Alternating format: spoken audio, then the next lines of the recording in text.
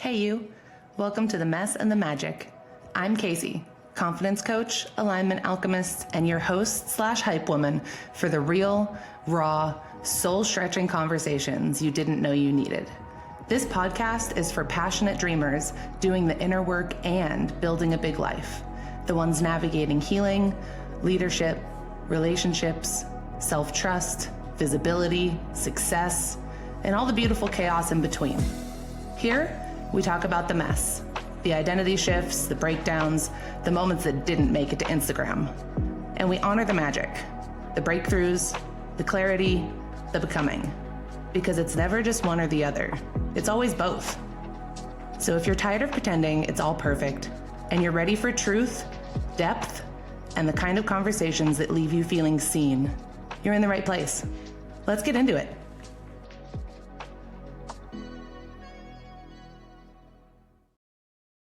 Okay, guys, welcome to the Mess and the Magic podcast. I am so excited to have you here with me today. And I am so excited to be starting on this new amazing journey of bringing deep conversations to people who really need to hear it. And I know for a fact that my amazing first guest has so many amazing transformational stories. Melissa Blynn is my sister, mentor, coach, just epic influence in my life. And she started Epic Love, which helps empower women to live back into their cycle in a holistic way using plant medicine, somatic healing, emotional reframing, so many tools that she has learned along the process of just life and experience and going through all the things. And I'm just so excited to have her feminine embodiment here in the flesh on Zoom. Welcome, Melissa! Thank you, Casey! Congratulations on your podcast, Queen! Speaking of magic, did I see a ring on a very important finger on a social media post? Yes. So things seem to be very magical right now. Do you want to share anything about your amazing life right now? Sure. I mean, I think what's important to give some context is that to get to this, if I were to say that, it's been an unlearning, unraveling, undefining, unraveling, and shedding all of the outdated narratives that were passed on to me genealogically from my family and ancestors. And to be in this place at 43, about to be 44, it's probably the biggest rite of passage I feel myself stepping through. Not as a wife, because we're not going to get married. We don't believe in marriage, traditional marriage. And it took me a long time to unravel that societal label. And so it's just it's a beautiful sovereign place in my life, which is obviously what I teach women. And it's about how can you continue to be embodied in your authenticity, your authentic truth, with such conviction that you're willing to lose anyone, anything, and everything in front of you in that inner conviction. And that's how that happened. I know that this relationship is a lot different than many relationships that you've had in the past. Can you share a little bit about what's different, not only with the relationship, but with you and how you've transformed and grown in all your relationships? Yeah, I mean, I would have to say the biggest transformation has definitely been the last 6 years, 5-6 years, when I lost my best friend in Vegas to a motorcycle accident. She lived with me and she was like, "Oh, I'm going to school to be a feminine coach." And at the time I was like, "What the fuck is that?" Right? I was kind of judging her and but yet we were yoni steaming together, which is, yes, steaming your vagina for those who don't know that. We were doing these feminine practices and little did I know that when she died, it was the it was the catalyst and it was the threshold that I was being invited to cross to really just get a really radical, honest reflection of my relationship to my emotions in every way, especially grief and especially loss, in such a deeper way. And so I think the biggest thing for me in regards to the difference in the relationships is that I live in California, as you know, you've been here. Living in California has been a dream of mine for as long as I can remember. And I had family that lived in California when I was young, so I would visit all the time. But I remember all the time saying, well, when I'm in the right relationship, when I have the right income, when something outside of me was going to get me there, right? I was placing an expectation and a vision on waiting for someone to come and rescue me to get to the thing. Well, when Cindy died in 2019, it became this unraveling of my relationship with my own inner feminine and my wounded feminine and playing the maiden, right? I talk about this all the time. The maiden, she's, what Disney depicted as Cinderella and Snow White, and that someone's going to come kiss you and drag you out of the castle. And then there's your dream life, right? The fairy tale. The fairy tale, right? And so that was my reckoning to really start the relationship with my wounded maiden and waiting for someone to rescue me and create the dream life. And so, I sold everything I owned in 2020. I moved right before COVID, and I just started to unravel. I joined Fit for Service, and I did a lot of inner work. I worked with a shaman in Sedona for 3 years, and I really dove in. And obviously along the way, I had relationships. I started dating again. And I would say what's the difference between my last relationship, especially in this relationship, is that my last relationship came from I needed to heal a deeper wound of getting involved with men who were addicts in addiction. My father was an addict. And so even though my last relationship, he was sober for 8 years when I started to meet him, when I met him, little did I know there was other things of addiction that were underlining the relationship. And I was at a crossroad 2 summers ago, ironically, July. It's been 2 years that I've lived in California. And I remember I was at a crossroad, and that crossroad was, do I abandon my heart's deepest desires and move to Nebraska, where he lives now, and he has a life and his job is there, and follow the guy? Or do I say, fuck it, throw all caution to the wind and move back to California and figure it out on my own? And I did. I ended the relationship after 2 years. And it was someone that I loved. And it was someone I thought I was going to marry. And it was someone that I had envisioned this whole fucking life with. And the truth is, it was that moment that I took the biggest risk, investing in myself, tripling, not doubling, tripling my expenses, going, oh my God, how am I going to do this? How can I afford it? Signing a lease right like from the beach. And it was in that moment that I developed the biggest confidence of my life. And that was the moment that I was like, I did it. No one did it for me. I created this. No one created this for me. This was my vision for my life, nobody else's vision for my life. And it was in that moment that I really had to learn that no matter what person, no matter what man comes in my life, no matter, which led me to not changing my belief about marriage, is that I don't need to be married to somebody and conform somebody else's views of what it needs to be. And interesting enough, the guy that I'm with now, we met in my apartment complex, and right after we met, he moved to Arizona. And I share about this story publicly. He moved to Arizona, and I was like, well, check it out, dude. I'm never moving to Arizona. Like, I'll date you long distance for a couple months. I'll live there. You live here, but I am not moving to Arizona. It's a full fuck no. And I think he was used to getting his way, quite honestly, and he dumped me. And I was like, right after you put your foot down, you're like, okay, right cool. after I put my foot down, dumped me. And within about 2 months after that happened, he came back and he was like, you know what, like, you're a great woman. Like, I kind of knee-jerked. I reacted versus like really responded, and my ego and all of the things. And he was like, I want to be with you, and I want to be with you so much. I'm going to sell my house in Arizona, and I'm moving back, and this is what we're going to create. And it happened. And it wasn't, I didn't give him an expectation. I didn't give him an ultimatum. So to answer your story, long drawn out story, the difference is I chose me, and I continue to choose me, and I will always choose me, always, until the day I die, over a man, over a job, over a relationship. I will choose my well-being, my mental, my physical, and my emotional well-being every single time over anything. Because at the end of the day, if I am not whole within my heart, if I am not embodied in my truth or my authenticity to what brings me joy and who I am and what my why is, then I'm always going to continue to seek outside of myself and put pressure on relationships or put pressure on, jobs. And it's just like, for what? Mm-hmm. Well, and I think that's the most powerful takeaway, because I think that so many people struggle with utilizing all of their energy to make everyone else around them happy. And a lot of people don't even understand what happy would mean to them or what their why is. And I know that you have so much experience with all of this because you lead women through this experience and you have so many tools to utilize this. So I know that now, like, we see this journey and we see, like, oh, Melissa's living in California. Everything's amazing. She's abundant. She's in love. But I know that it took so much to get there. I- What are some of your favorite tools that helped you either set boundaries or understand who you were and what you really wanted? Yeah.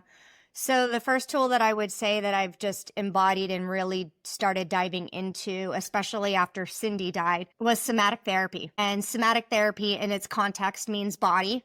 It means having a dialogue with the body. And there's multiple forms of somatic work that you can do, whether it's I was first introduced it with the lens of breath work, which is a form of somatic. You've heard of somatic breath work, and that was kind of introduced to me. And I've deepened my craft with it and really working in different forms of somatic, i.e. through internal family systems, which is parts work. Also, as you know, I'm a psychedelic facilitator, so I started utilizing and working with psychedelic medicine, i.e. psilocybin and MDMA in particularly, to soften and dismantle and integrate parts that have been obviously running amok or not complete. So I would say the biggest two tools that I use personally is somatic therapy and parts work, as well as psychedelic medicine. Now, I want to give context. It's not like I use psychedelic medicine and obviously every client that I've worked with saying, oh, you have to do this.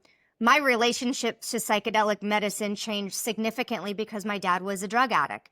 And so for the longest time, I had a very negative view on it. I viewed that if anyone did psilocybin or MDMA or LSD, I judged them as, like an addict. And so I really, again, when Cindy died, it forced me to get really radical honest of my belief systems and my judgments, my own inner parts that were running my life.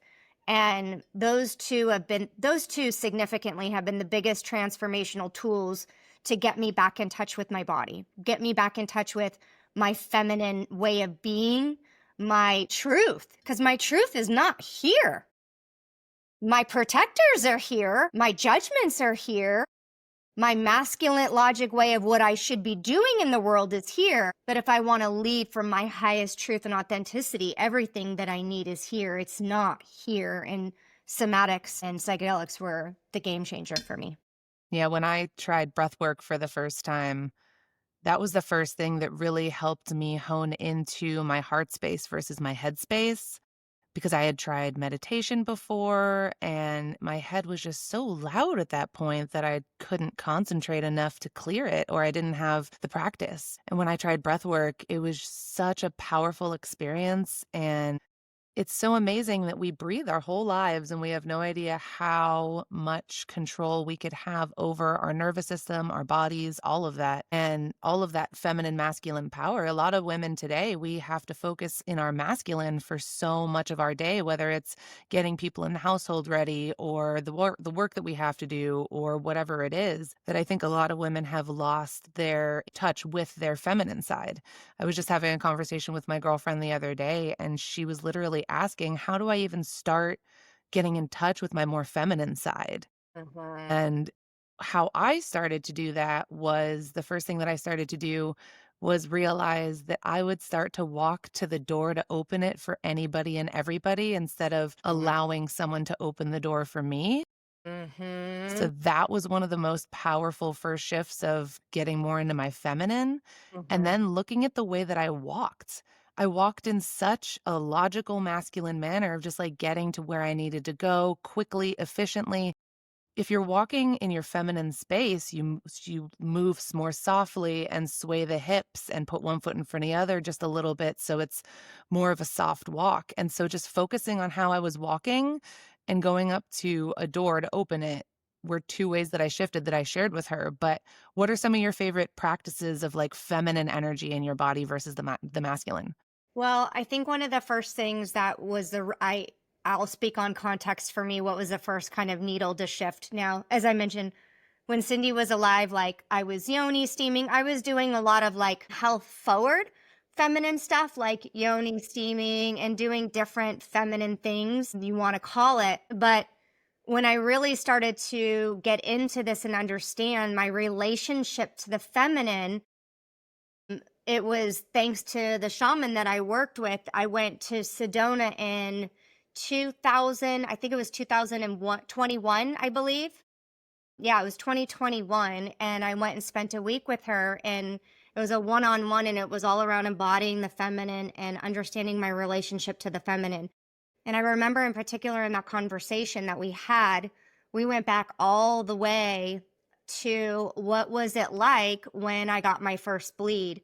What was that rite of passage? What was that like for me? Was it talked about? Was it shamed? What do I believe today is my adult self? What do I believe that when I bleed? Like, what does it mean? And I remember when I was there, she was like, okay. And ironically, I was on my bleed, and she was like, okay, I want you to collect your blood and I want you to give it back to the earth. And I was like, excuse me? I was like, what the fuck? Like, I was like, okay, wait a second. But point being, like, I was so disconnected from what my body was doing on every monthly basis. It was like, okay, put a tampon in, go to work, grind, do the thing, bypass every physical sensation my body was doing. So for me, and I teach this now, and literally I just birthed it into the world, and this fall it's going to launch. I designed a 6-week course called Medicine Within.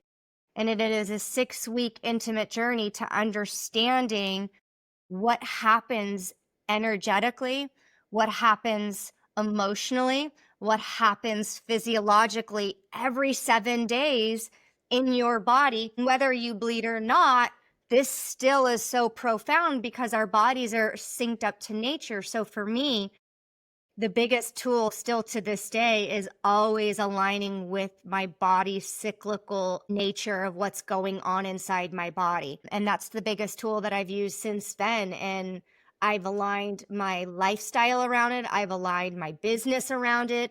I've aligned food and my practices to really just amplify the energy that my body is naturally in. So I think that's something that's important to give context to, is that part of the reason why so many women are disconnected from their own inner feminine is because the moment that they cross that threshold into the maiden is when they get their first bleed. Most of us women were not actually celebrated for that. And for a lot of us, it was not talked about, or it was shamed, or it was judged. And really, no one was really educating us of like what responsibility was happening to us and how do we care for our bodies. And now I'm not saying that's every woman across the board, but I am saying that that is very high when it comes to that. Absolutely. Well, I mean, everything I learned a lot about the cycles through your teaching. And it's so interesting how I never even thought about what my body was doing every week at all. And there were so many external stimuli that I didn't have any hold over what was happening and why in my body, or what was affecting me or not. So looking at it in that cyclical nature and the moon and everything is so interesting now, because it slowed me down a lot. And one of the things that I love most about what you do is you really bridge the gap between spiritual and woo, and help anybody who is not woo or is just woo adjacent or Yeah. woo curious to really ground into the scientific, logical masculine and bridge the gap with what is logical. Yeah. I absolutely love that.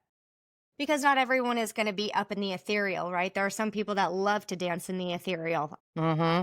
The ethereal, it's great.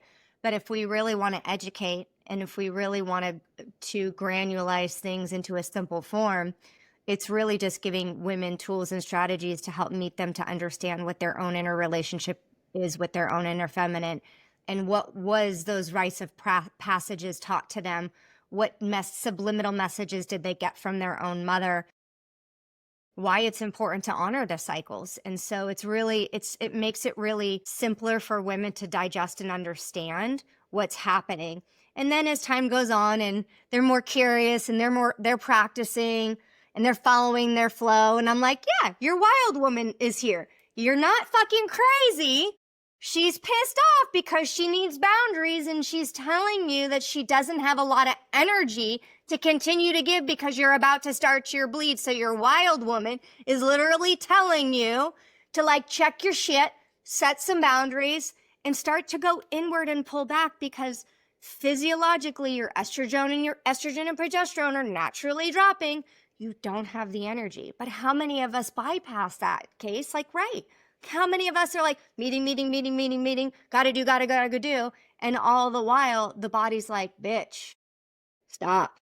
Right. Well, I mean, I think and also, I mean, you teach a lot of women how to be proactive in their approach versus healing things that you've done to your body. And I think that that's something that we're working on, because most of the women that I know didn't start actually trying to be in tune with their bodies or their cycles or their nature until their 30s. So up until that point, like, what were we doing in our body? What was going on? And I think that the wild woman is then attached to the inner child, and they both have this conversation going back and forth with each other about what's happening, right? I tell women who have a very strong inner critic, usually around your wild woman part of your cycle. And so for those of you that are new to this language or unfamiliar with it, your wild woman, again, if this is still a bleed, that you get a bleed, and menopause is a different kind of conversation because it does still apply, but different context a little bit.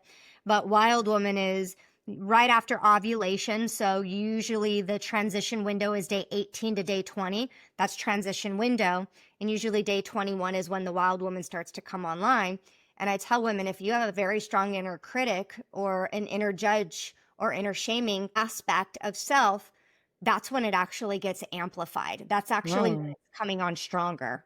So just a clue, So- if you're noticing like you're judging or you're shaming or you're critiquing yourself, I tell women, okay, do a temperature check. Where are you at in your cycle? What's going on? Because the progesterone starts to drop. Progesterone is the calming agent. It's the soothing agent of the brain. So when that starts to drop, the inner critic loves to run amok. So it's That's wild. so interesting. So two questions real quick. What signifies day one for your cycle? When So you like, start to where do you bleed. start? The The day day you you start to bleed is day one. Yes, the day you Okay. start. Yep. Perfect. Thank you for clarifying, because I was like, wait, okay, where does that start? So that we can then, listeners can also be like, what would that day be in my cycle? Perfect. And then also, I had a different question and I lost it. It was about the feminine flow and the energy of it. And I was going to ask about the day of the cycle. And there was something really else interesting about the wild woman and the feminine. I don't know. Okay, well, either way. Well, I'll give you some context and let your unconscious mind come forward with it, because it normally does. Mm-hmm. The wild woman is also a part of our inner feminine that really has been ostracized and has been really suppressed societally and culturally. And part of that is because when we are embodied in that part, we have a relationship with our inner authority. We have an inner relationship with our anger, a healthy relationship. We have a healthy relationship with our rage. We have a healthy relationship with our boundaries. And so what we know to be true about the wild woman is that when we look at her characteristics of how she shows up when she's in her healthy expression, we look back like women were punished, right? If women were punished, if you want to go back to obviously the witch trials, which obviously I talk about, I'm a witch, all the things, right? Like, Wait. Pause. What does witch stand for? You said this once on a call and you it love changed my life. Which, when I was starting to date again, I'd go on dates, and even on my dating profile, I put that I was a witch. And so I jokingly say, witch is the acronym of a woman in total control of herself. Yeah. Yeah. Right. Said that. Mic drop. I was like, what? Sorry. Right. Okay. So Salem witch trials. Yes. So we Back on look track. back in regards to the wild woman being suppressed, right? Not having a voice, not speaking up, being punished, right? You're emotional, you're crazy, something's wrong with you.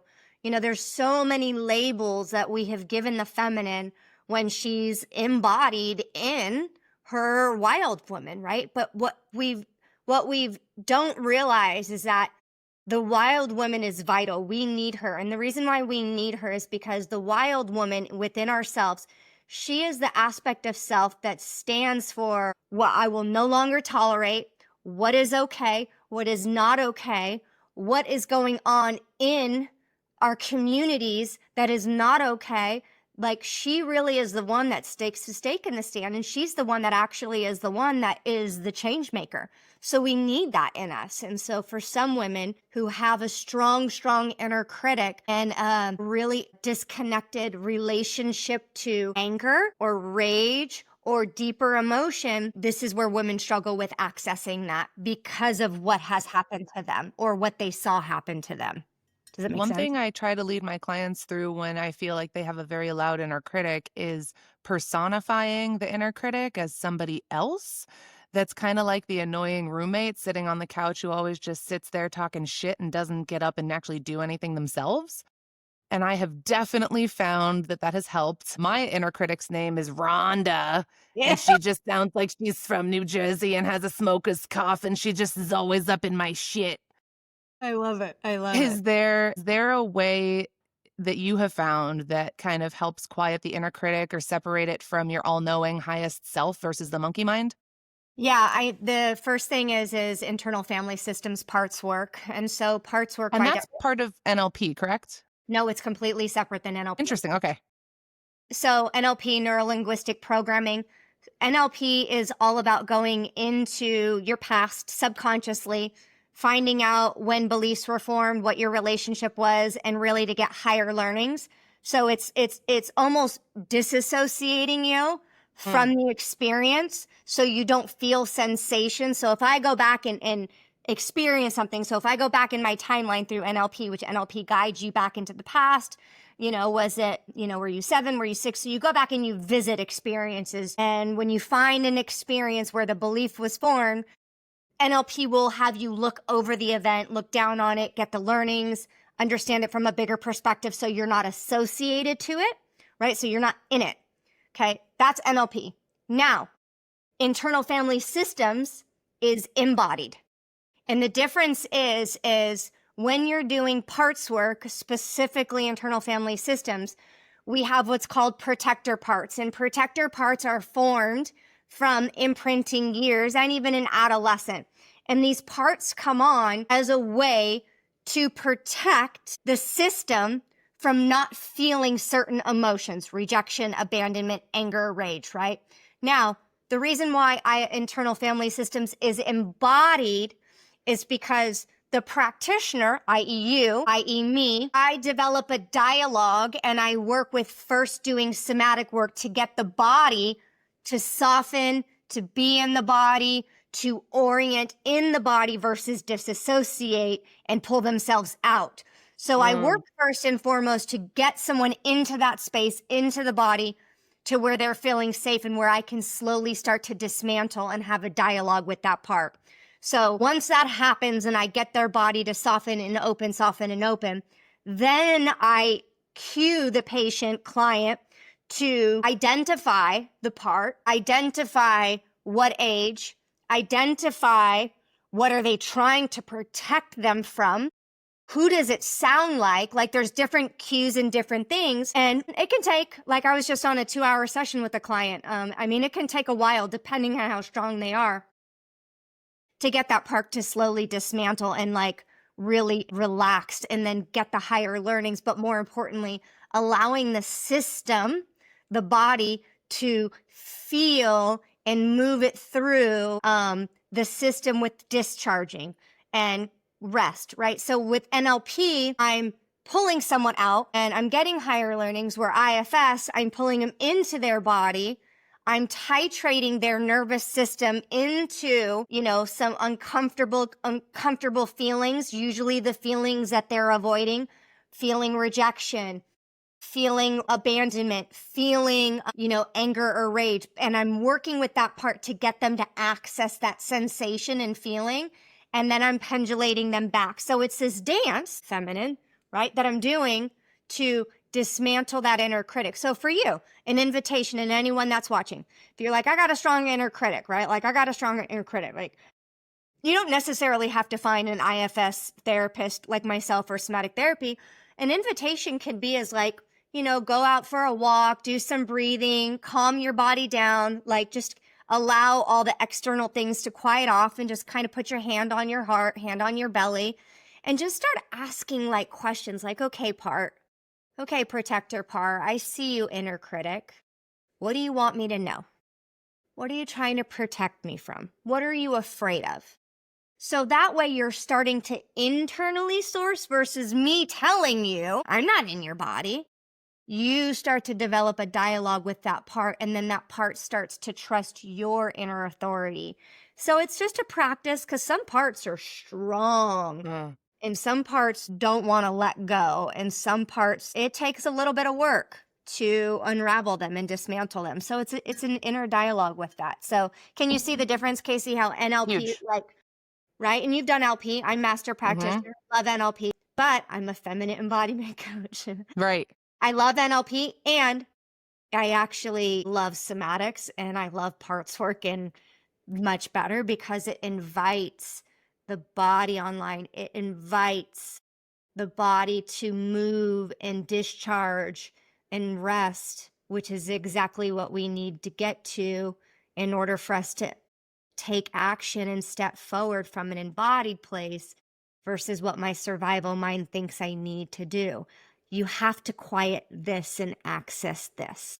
Well, and I think that piece where you said action, that is the biggest thing that is the difference. And I think that it's interesting because a lot of us do talk therapy, or that's what we've led to believe is like what we need, and everybody needs to talk it out or talk to someone. And I don't think that I experienced moving through an emotion until I went to Big Magic with you and Lisa, which was this amazing retreat that Melissa and Lisa Chastain held. And Melissa really explained the need for us to discharge emotion and how we can do that, whether whether our nervous system is dysregulated on the yin side or outside, like the fight, flight, or freeze, or Yeah. like the overacting. Yeah. And it was so powerful because something that you said at the last one, I believe you were saying something about how animals shake and discharge. Yeah. Yeah. And I never put that together, but now every time I see an animal shake and discharge, I feel like they're releasing something. So when I did the first emotional discharge work with moving my body, when I was feeling an emotion and just letting it out, it kind of took me back to having like a tantrum as a kid and just wanting to shake and move. But you talk a lot about that's how we regulate the body, right? That's why we discharge. Yeah. Yeah. So you hit the nail on the head. So what happens is so children in context, okay? Children in context, and if anyone who's a parent or becoming a parent, please be open to all possibilities of what information that I'm about to share, okay? So number Open minds, one, open hearts. open minds, open hearts, mess, magic, combine the two, right? Like both get to coexist because Yep. perfect doesn't exist when you're a parent for sure. So what's important to know is that from the time a child is in utero, we have what's called a HIPAA axis. So think of like a HIPAA axis, like this channel that starts to develop. That part of us is what signals and sends signals when it's under stress. So it starts to develop when you're in your mother's womb. Now, from 0 to 7 imprinting years, that HIPAA axis is still being formed. Well, what does that mean? That means that your environment, your life experiences, everything around you is being formed and absorbed when it comes to stress or things that are perceived as danger. So what happens is that if we are having an experience as a child, let's say that we're crying and we're upset, or you're throwing a temper tantrum and you're stomping your foot and something happens, right? The truth is a child cannot regulate themselves. That part of their brain is not fully developed, so they cannot regulate. They solely rely on a primary caregiver's ability to nurture, to attach, and to create safety. That's a fact. That's across the board in neuroscience. I'm a witch, but this is sciencey. This is geeky shit. See, this right? is the grounded part. Yeah, this is where she brings it on in. Right? You know, Yeah. she's got the holistic thing. Right. So this is all rooted in science. What happens? Let's say that child, right, is left unattained and they're crying and they're crying and they're crying. Or the opposite of the coin, don't cry. I'm going to spank you. I'm going to give you something to cry about. What happens is when a child is not regulated, when they are in dysregulation, okay, their HIPAA axis continues to get formed. And what happens is one of the 4 mobilizers, so mobilizers are fight, fawn, freeze, right? Those are mobilizers. We need them. We have to have them. We cannot survive without them. We need them. But what Survival happens? instincts. Survival, exactly. So what happens is the HIPAA axis starts to develop and it starts to form a strong mobilizer. Strong mobilizer. And so, high example, if a kid is crying all the time and the parent doesn't want to emotionally soothe, let's say that child is placed in front of a television with a bowl of food. That child is learning to soothe the dysregulation With by food. watching, by through food and eating. And so that's how that child becomes regulated. So when we talk about discharging, okay, discharging is when I'm as an adult, when I'm in a dysregulated state, when my mobilizers are on, fight, flight, freeze, or fawn, for whatever reason they're on. When I attune to my body and I know that I'm in one of those, in order for that energy to not get locked and trapped in the body, which causes dis-ease in the body, we know that science shows that, you need to discharge it out of the system and move it through and then allow the body to rest to recover. So as you saw, animal. So one of my teachers, her name is Kimberly. She's wrote a lot of books on this. She's also a feminine embodiment coach. And I can't remember the name of her book that she wrote, and I took her course on it. But I remember she saying that, look at animals. So look at animals. When animals get into a fight, they're dysregulated. And then the first thing an animal does after to discharge all that cortisol, that stress, right? Fight, flight, freeze, or fawn is a stress response. The animal just, does its thing. And then it kind of just goes about its business. The reason why we have so many adults walking around with the inability to discharge doesn't mean they're broken, doesn't mean they don't know how to do that. It just means that they are not creating space to regulate. They don't know the tools and neural practices that their nervous system needs in order for them to build capacity and to really be able to hold outside stressors without losing their shit or defaulting to coping strategies that are only harming them. You don't know what you don't know. No, mobilizers are not bad, but again, if we look at if we were not provided those fundamental survival needs as a child, right? Nurturing, safety, attachment, your brain, your HIPAA axis, because it's developing, it creates neural pathways and familiarity to sensations. So that's why as adult, you see people acting out in one of those or not acting out if they're in freeze. And that's because their nervous system is lodged in an experience that created that sensation. So I know that you have had to unlearn so many of these things from your childhood and upbringing. What were some of your coping mechanisms that you had to unlearn with your nervous system? Girl, you got another hour for this? I got as much. We have as much time as you Oh, like. I'm just kidding. I'm just kidding you. No, I love that you asked that question. So radical truth, alcohol, for sure. That was my biggest one. Alcohol was one. Shopping, for sure, shopping. I would say workaholic. I was definitely a workaholic. Work more hours. I would have to say sex probably in my younger Melissa. Older adolescent, 20s, sex for sure.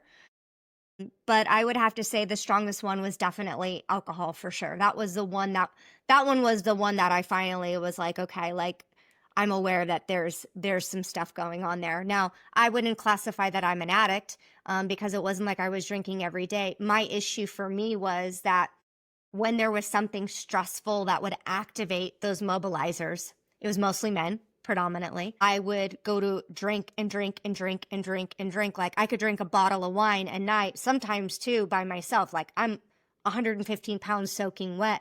And it was because I had so much anxiety in my body. I didn't know how to get it out. I didn't know how to move it. I had no idea, none whatsoever. I did the meditation thing. I did NLP. I became a practitioner. Like I was doing the thing and I was like, but why am I still feeling like this? What the fuck is going on? When the truth of the matter is that I didn't have the tools or the strategies to get that outdated nervous system response out of my body. And so fast forward now, my body is in such balance because I do neural practices, because I've closed a lot of old loops and processed a lot of old stories and beliefs that I took on. When I feel myself get activated or triggered, like I know what it feels like, I know what it is, I'm aware of it, I know what to do, I know how to get in right relation to move it through without bypassing it. Welcome, spiritual bypass, without bypassing it, and really giving myself permission to like lean into curiosity of like, ooh, there these emotions that are coming up. When I move through the mobilizers and I discharge it in healthy ways, that's when my higher self comes on. And that's in those moments I ask myself, I literally go inward and I say to myself, what would my highest self want me to do right now?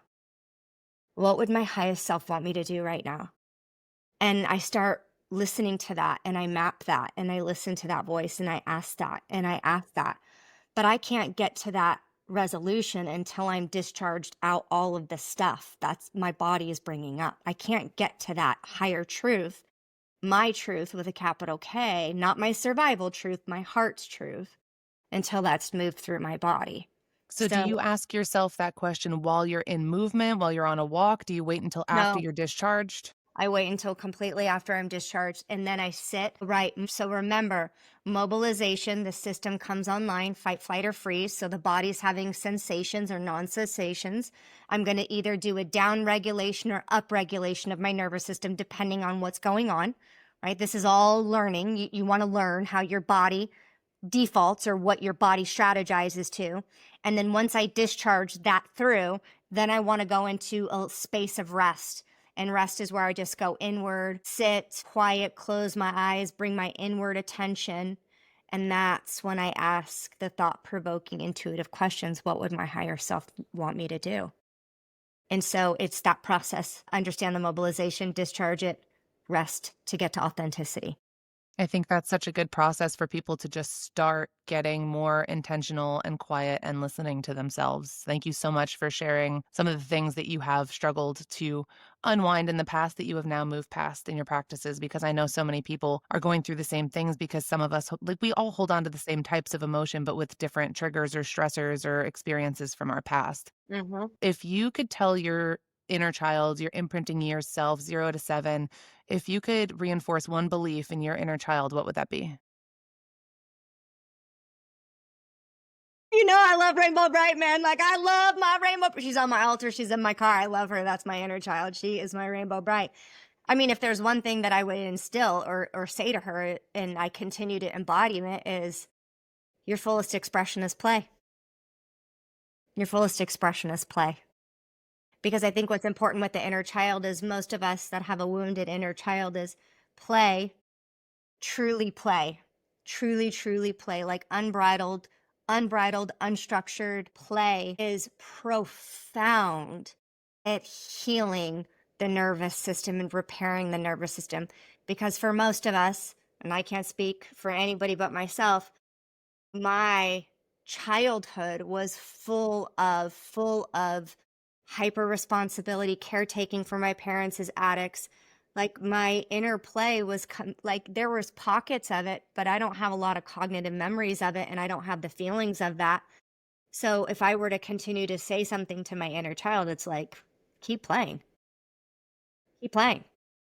It's funny, I've been really working on that recently and trying to put the fun back in functional adulting. So I've been putting together these little like events for people to go to, like going to the skating rink, like doing dancing, embodiment stuff. I'm like, what did I love when I was a kid? And I was an only child, single mom. I wasn't allowed outside because I grew up in a neighborhood where that was not a very safe thing to do. So I remember my mom would take me to like the yard sale and she would get me like a 25-cent book or 3 tennis balls so I could learn how to juggle, or a deck of cards so I could learn how to beat myself in solitaire or what so have you. So I go back to thinking like, what were the happiest things that I did when I was a kid? And I think definite top three are skating, Yeah. dancing, Yeah. and reading fiction books. And let me tell you, I stopped reading fiction books when I started my business in 2013. And one of my best friends, Katie, she's reading A Court of Thorns and Roses, which is a very popular series right now on TikTok and Book Talk and all the things. And she came to me and she's just like, I need somebody to talk to about these books. Will you please read them? And I was like, oh, like that's actually a fabulous idea because I haven't read a fiction book and I used to just escape to those worlds and realms and magic and whatever it was. And that's what made me believe in magic and in my inner power because of all of the characters and tropes and things in those novels. So those are definitely my top 3. What are your top 3 things for play? Disneyland, bitches. I mean, She come on. loves Disneyland. I have never been to Disney anything, which is crazy. I know that face is what I always get from people when I say that. But Melissa loves Disneyland. So I love that that's her number 1. I will break your Disneyland vagina and we will go. Oh my God. What's your favorite part about Disneyland? Just since we're going and I haven't ever been. No, so here's why it's so symbolic for me. Okay. So when we talk about play and imprinting, right? So pretty much for the first 7 years of my life, I was predominantly raised by my father. My mom was not around a whole lot due to their fuckery and their whole thing, which is all exactly how it was supposed to be. But when my mom got custody of me right around 7, 8 years old, I remember every year for my birthday, my mom and my stepdad took me to Disneyland all the time.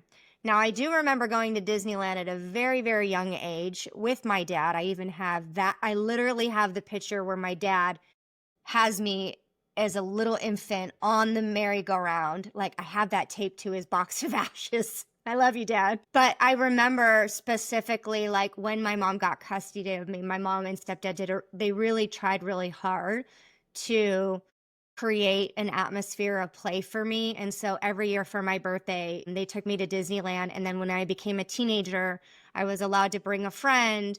And then when I graduated high school, I remember paying for them to go to Disneyland. It was my gift to them. And so, like, it's been this safe place for me, like, always since I was a kid of, like, I'm going to go, I'm going to giggle, I'm going to laugh, I'm going to eat a churro.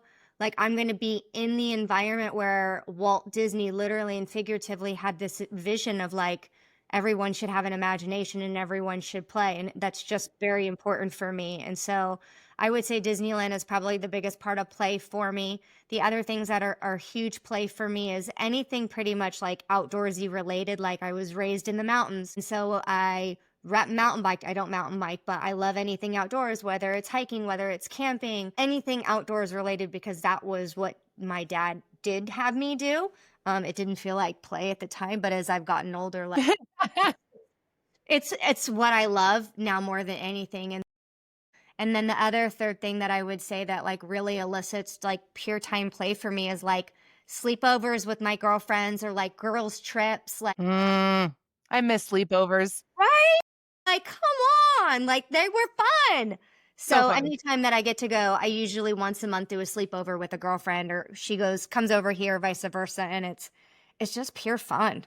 I love that. It's funny because when I was a kid, nobody was allowed to come to my house because my mom was very private, but I was allowed to go to certain approved people's houses. And that was where I actually saw the first examples of what life could look like if and when I got my freedom out of my mom's house to have a different life. So it was so cool to kind of like watch the family dynamics of what my friends' parents did for work, how their life was, how siblings got along, because I'm an only child. So I've never had siblings in the house, all the stuff. It was all of the slumber party things were like because it was like my only taste of like freedom and a different life. So it was always so interesting to me. I love that you said slumber parties. Yeah. So I love that. I think we definitely all need to not need to, because I don't want to need to or shit on anybody, but I love incorporating play. And I think that everybody would be happier if they did. yeah. So kind of penduluming on that, because that's so super magical and fun. What's a season of mess that you're most grateful for, even if it didn't feel like that at the time? I would say the biggest season of mess for me that didn't seem all that great. That's a great question, because I'm like, I got a lot of them. I would have to say the biggest season for me that stands out and I feel like it was a mess, like truly. I think that if I'm being authentic, which I am, that what was probably the biggest heartfelt hurt, like hard mess, where I really was mature enough to be with it and to sit with that that mess and like really feel all of the vastness of what comes with that. Because if I'm being honest, I believe I've had multiple messes. Like I filed bankruptcy in my 20s, right? But I didn't sit with that. Like when I look back on that, like I didn't sit with that truth. Like I didn't sit with it. I didn't feel it. I didn't process it. Like got more busy. Like I filed bankruptcy and then I went back and just kept doing more shit, right?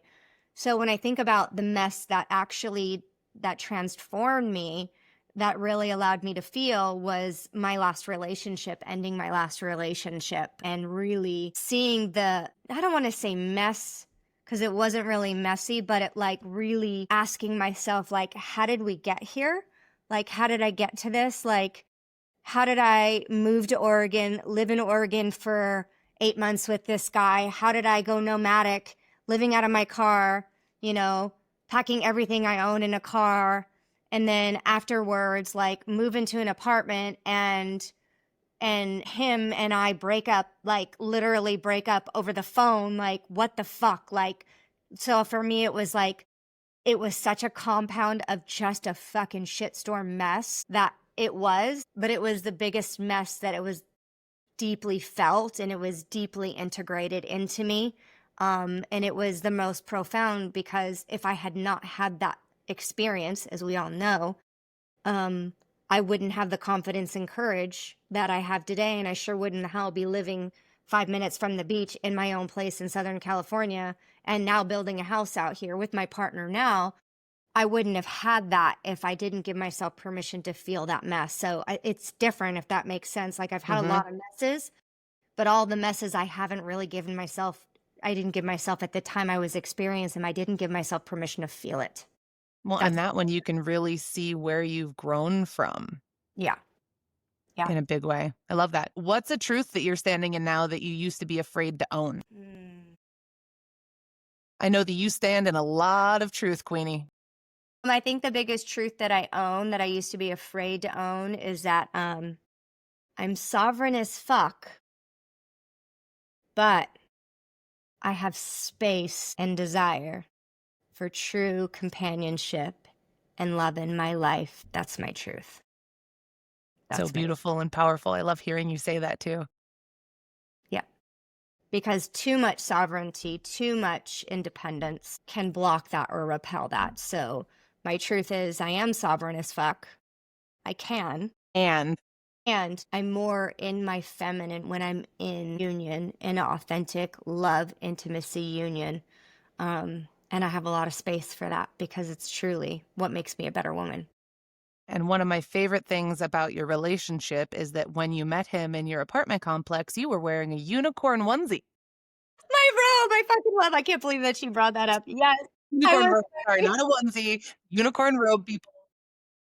I was. And it's so funny. The rolling joke is that, so I have to share the story just real quick. So I had a client here, weekend ceremony, and she was sitting outside integrating and journaling, and this guy walks by with a dog. And I go out, and my hair's like all up in a mess. I got my coffee mushroom mug, and I'm in my unicorn robe and my unicorn slippers. And I walk out, and I'm like, good morning. And I wave, like, because thought he was cute from the window. Now, the best part, okay, this was in March of 2024. Yeah, we're in 2025. May of 2024, 3 months later, April, May, 2 months later, I go out on a date from online dating and I'm sitting across from this guy and we're talking, we're chatting, and he's like, God, you really look familiar. And he was like, where do you live? And I tell him kind of like, I don't tell him exactly where I live, but I tell him, and he was like, oh my God, you're the girl in the unicorn to me. And I was like, It's so awesome and powerful that the universe brought you guys back together. And it's so funny too, because I've seen that in a lot of the relationships that are meant to be in my life. Yeah. Even if you like have a very small interaction or you were like in the same room or the universe was keeping you out of the room, it always pulls you back. Some of my favorite friends that I have made, I ran into over the course of a couple weeks, like 5 times at just random things. And we're like, okay, we need to be in each other's lives. Hi. That was actually our story too. I don't know if you know this because it's just my experience and my perception, but I had seen you at a couple of events and we were at a couple of the same things, but then I didn't actually get acquainted with you until it was like through Lisa Chastain. And I had Instagram stalked you and Facebook stalked you. And I was just like, oh my God, she seems so cool. And like, oh my God, fangirl. So I just love that that you get to be a part of my journey and that you trust me with so many of your amazing transformational, powerful stories. And it's always been such a powerful experience to learn from you and all of your amazing tools and your energy and all of the love and passion that you come with all the work that you do. Thank you. So on that page, I know that you're super excited about the 6-week course that's coming up that you have. Is there anything else coming up that we are all super excited about? Well, I think the biggest thing is that obviously I'm launching the Medicine Within course. It's a 6-week inner journey that really helps the women to understand archetypally, energetic, nutritionally, everything that goes on as we're going through. And it's a beautiful journey. I actually created like this badass workbook. You get like this workbook, vagina, like all stuff things. But I'm going to be doing 2 free, like small little workshops on it just to kind of educate and like share information around it, whether you choose to join the course or not. But yeah, and I think the biggest other thing is that Lisa and I are doing Big Magic 3.0 in July of 2026. So I know Lisa's going to be on your show. So if anyone is watching and anyone wants to literally access. Do we have a location for that yet? Same location. San Clemente. Nice. San Clemente, Dana Point, my home away from home. Yep. So San Clemente, I don't remember the dates off the top. It's in July of next year, but more information will roll out probably in August or September. And yeah. What do women get from their experience at Big Magic? Why don't you answer that question? I mean, I was just going to say, I was like, fuck. I was the facilitator. You were the actual attendee. So how about you answer that question? I was super honored. I went 2 years ago for my first time. And then last year I got to go as an assistant and kind of just learn from both Melissa and Lisa. And it was such a beautiful experience. I learned so much from Big Magic. Number one, how to be vulnerable in a circle of women, how to let walls down, that emotion is okay, and that I'm super powerful, worthy, and that I am a mirror for everyone around me. And every time I leave Big Magic, I feel stronger. I feel more in tune. I feel like I'm on my path to becoming my highest self in a more intentional way. And I feel like I always come out with tools and resources that I can really fall back on if I'm having a hard day or going through something or, in fight, flight, freeze, or fawn. Yeah. Definitely. So I would highly encourage any woman who is a high achieving woman who really wants to get out of her own way, I would highly invite you to go to Big Magic. Melissa is the amazing woo energy discharging somatic piece of it. And Lisa Chastain is a beautiful money coach who also has amazing other, leading and coaching abilities in her life. And both of these women just have such powerful stories. For the 6-week course, does it have like a start date? Yes, it's actually starting. The first class is September 30th. So if anyone does want to, and I'll make sure you get this, I'll send you the link in the early bird code. I'm giving $100 off. So the course is 222. That's what time I was born. 222 is the course. And it's over 6 weeks. So if you break that down, it's like really nothing. And it's valued over $10,000 worth of curriculum. And you get 40 recipes. You get all kinds of stuff. So, and super then worth it. You get over 10 to 15 hours of coaching time with me. So for $222. So I'll make sure you get the code. So whoever. Thank you. And I will post it on the little thingy. Where can people find you if they are looking for the amazing Melissa Blynn? Epiclove.com, baby. EPICLUV. I love that. Thank you so much for coming on the show. I love you so much, and I am just honored and blessed to know you. I love you. Thank you for having me. All right, guys, we will see you next time on The Mess and the Magic.